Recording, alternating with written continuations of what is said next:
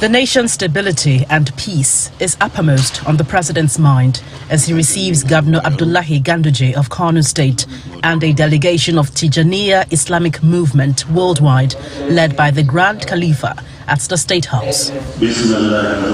Prayers for Nigeria is one cardinal mission for the Islamic group at a time Nigeria battles challenges of insecurity, poverty, among other issues.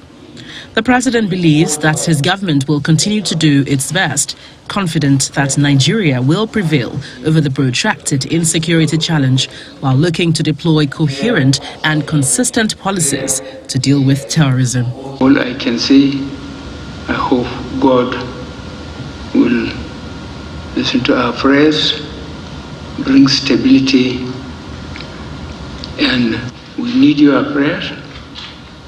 But I assure you that we are acutely sure of our responsibilities, and we will continue doing our best. And we hope God will listen to our prayers.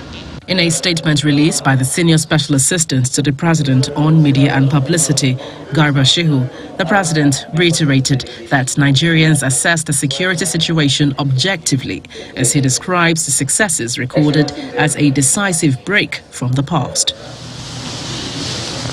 Moments later, Governor Abdullahi Ganduje of Kano State, in a chat with State House correspondents, advocates for bigger laws to curb the challenge of al-Majiri in the country.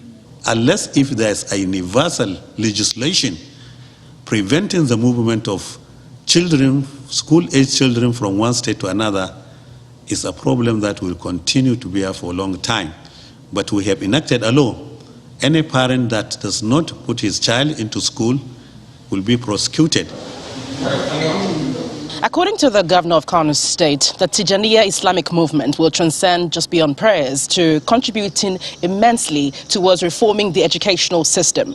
As a matter of fact, al-Majiri children in their thousands have been evacuated already from Kano State, but this leaves millions of more on the streets, a challenge begging for a more integrated solution.